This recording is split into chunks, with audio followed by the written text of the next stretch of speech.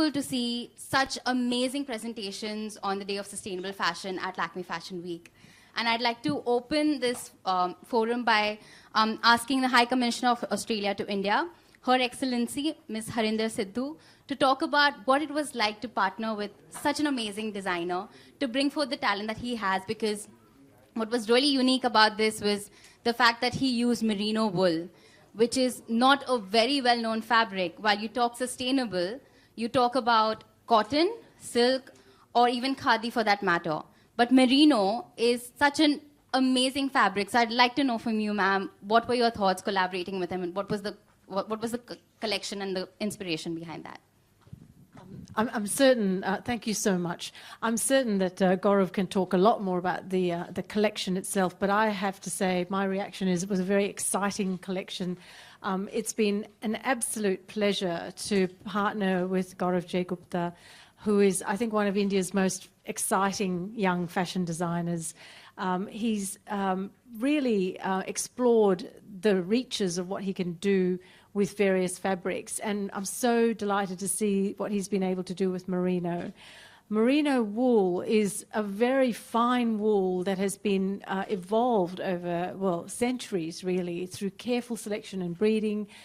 We've now got in Australia some of the highest quality wools that you can buy in the world. They are light, they are soft, they're breathable, and they're very, very comfortable to wear, and there's incredible versatility in what you can do with them, as you saw this evening. We've really enjoyed working with Gaurav for quite some time. He visited Australia in November last year, and we can see, you know, many, many ideas come out of that, which I'm certain will come to fruition at some point soon. But he's a very interesting and creative designer. He's somebody who's always looking at a new angle and new ways to work, and you know, in Australia, we're very, very good at producing fabrics like merino. India is very, very good at turning them into something really beautiful and exciting and creative to wear. So it's a perfect partnership, to my mind. It's also a great way to bring our peoples together. You know, as the High Commissioner, we talk about trade and we talk about all this sort of military relations and all these things, but really the stuff that connects is what you wear on your back. And so this is a wonderful opportunity for us to work together, not just as people, not just as designers, but as two countries. That's wonderful to hear. I completely agree with you when you said that, you know, he really sets the bar up high. Gaurav, over to you, because previously we've seen the kind of collections you put together, whether it was the fabrics being woven with stainless steel.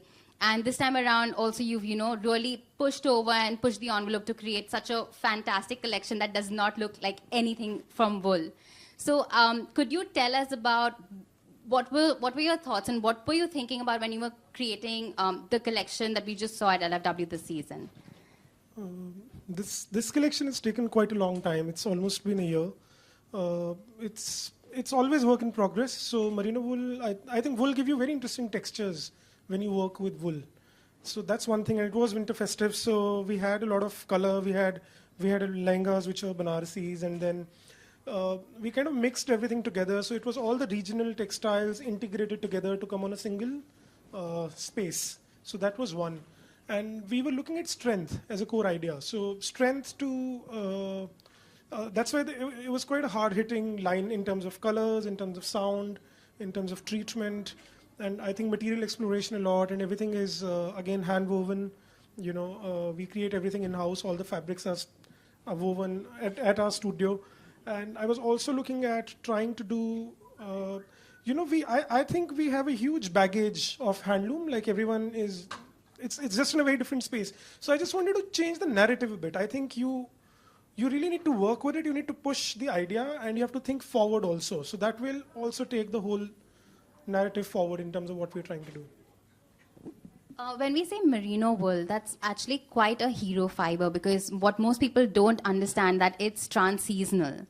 So it's very versatile in its way, and the fact that you've been able to create a collection, could you let me know if the collection that you've created is completely pure merino wool, or have you used variations keeping in mind the climate, the seasons, all of that?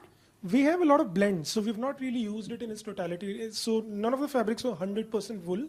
We had, so like this one is cotton and wool, And it's again handloom. So we have done silk wool, we've done cotton wool, we've done silk cotton wool, then we use a lot of metal, and we've used monofilament yarns. So basically blending and creating different kind of textures, and I think, yeah, so a lot of experiment, a lot of new textiles.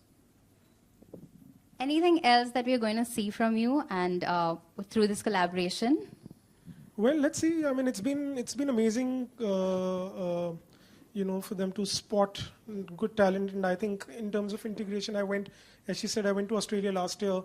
So I met a lot of designers there. I met the industry. I met Australian fashion chambers. I spent time with the Woolmark team.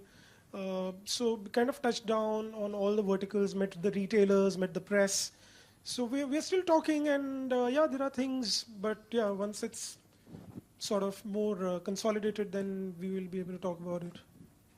In terms of the journey that Her Excellency just described, where you went back to Australia, was there anything in terms of that you had you got to meet with the wool growers, because they are the essence of the community when it comes to merino wool? No. So anything? So maybe that could be something that we could look out for in the future. Yeah, maybe. But we've been working with mills here. Right. So most of the yarns we get is from Jayashree, which is in Bengal, and so it's regional materials, but all the merino comes from Australia. Yeah. Yes. Okay, perfect. I'd like to open the floor to any questions from media. Gaurav, can you take us through the interesting makeup?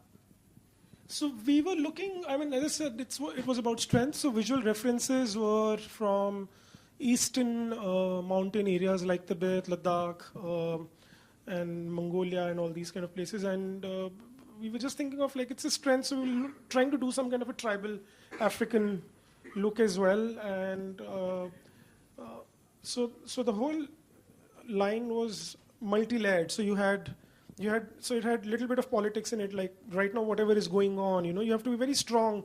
We have to be strong as people, we have to be strong as country to sail through things. And there were references from a movie called Valley of Flower, which is again set in the mountains. And I think people who live in remote areas, they are physically they have a tough life physically. Like in urban cities, we have a tough life mentally. So we were just trying to kind of mix it. It's a very layered kind of a look. And it just worked together. I think it was just, fun to see. Do we have any other questions?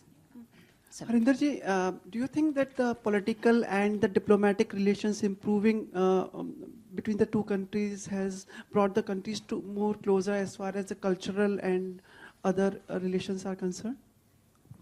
Yes, I think so. I mean, as I say, a lot of the time when we talk about relations between two countries, we talk about the political relationship, we talk about the diplomatic relationship, and the economic relationship and trade and all those things. And all those things matter a lot.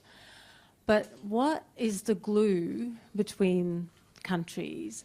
It's actually the links between people. It's these cultural connections. It's how we grow to understand each other better.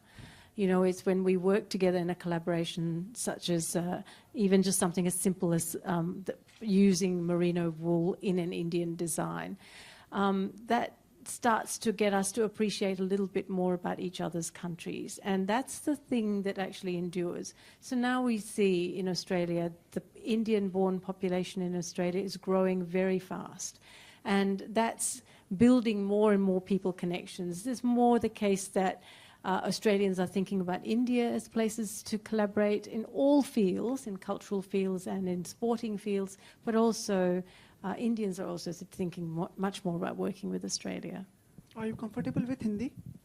I can understand it, but I don't speak it terribly well. ठीक है, मैं हिंदी में बोलता हूँ. आप जो भी मतलब मिला जुला के जो भी. Okay. आगे का क्या?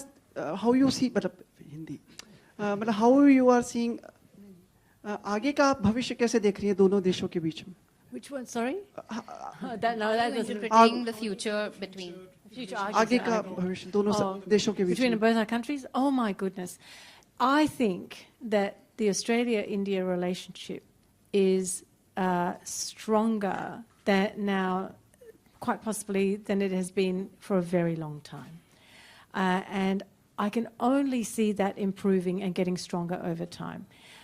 You know, we are now both countries that are looking, we're basically in the same region. You know, if you go to Perth on Australia's western coast and you look west, the first landmass you really see is India. And so we are basically in the same region. We are starting to recognize that. We're starting to work together. But equally, as I say, we're starting to see Australians make movies about the Indian experience. We're starting to see many, many more Indians going to Australia to study. We're seeing Australians come to India, young Australians coming to India to study at universities. So at many layers, this is a relationship that is building deeper and deeper layers. I just think it's going to be very strong in a few years' time. Thank you. Thank you so much. Thank you so much. Thank you so much. Just a request, if we could please have the designers on the high.